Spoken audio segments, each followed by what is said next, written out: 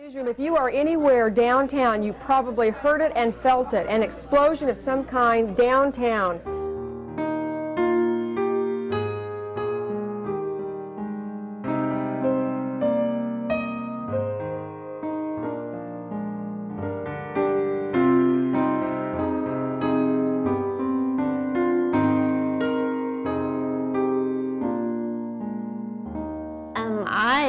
I actually worked a few miles from here, and we felt it and heard it. So I immediately went to that side of the building and looked out the windows and saw the black smoke, and I knew our church was very close to that area, and so that really scared me.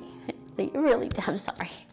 It really did, because I didn't know what had happened. I knew my pastor was there, my staff was here. Yeah, it was scary. Nick Harris was the pastor at the time and had a staff, and the church was at its highest peak of its life. It just so happened that Pastor Nick had pulled the staff into the conference room to have a meeting about, how do we plan for expansion? Because we're maxed out in our sanctuary. Honestly, that request to have a meeting at that time at 9 a.m. in the conference room likely saved lives. Yes. The sanctuary. The skylights, the lights, everything in the ceiling, the stained glass windows, everything just blew in and out and came crashing down on the pews, and we were gone for 3 years. Yeah. The very next Sunday we met at Oklahoma City University.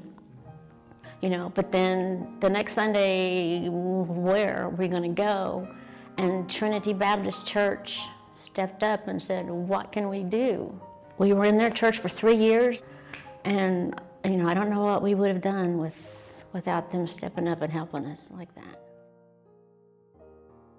All the stained glass was from 1904 that was just blown everywhere. Started gathering pieces out of the bushes and out of the street and everywhere that we could, and said, okay, now what can we do?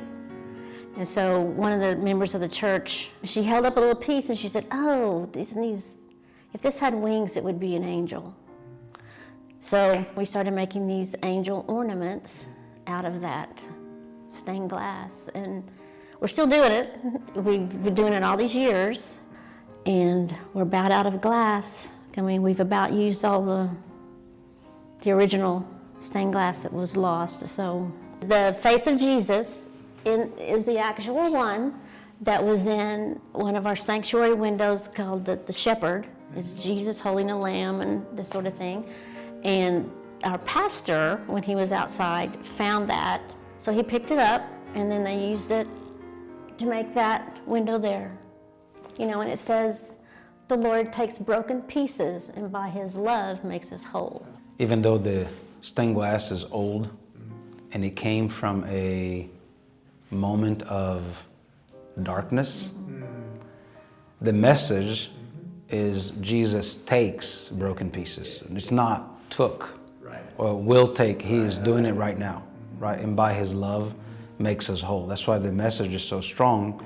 Jesus is still the centerpiece, and who takes our broken pieces and by his love makes us whole.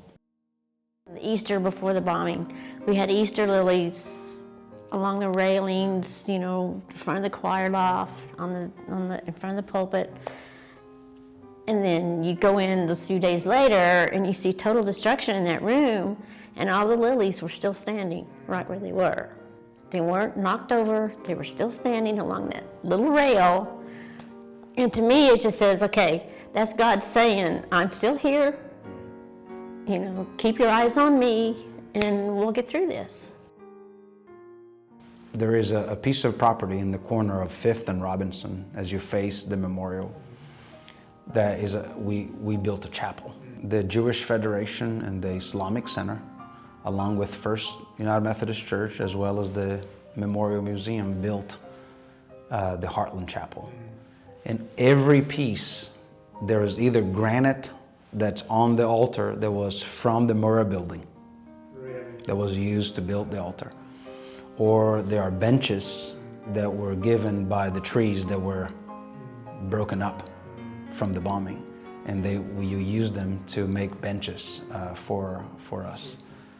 The beams that we used for the cross were from the Murrah building. So all these things that brought together by different faith groups to make a connection with God is right here in this corner.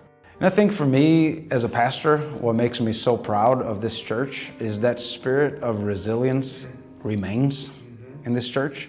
For this church to both be given birth in April of 1889, 6 days after the land run at the corner of 4th and Robinson at the time.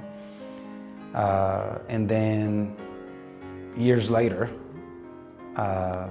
in April of 1995, 3 days after Easter happened, the bombing impacted the church the way it did.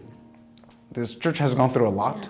We have 136 years of experience, and the message continues the same.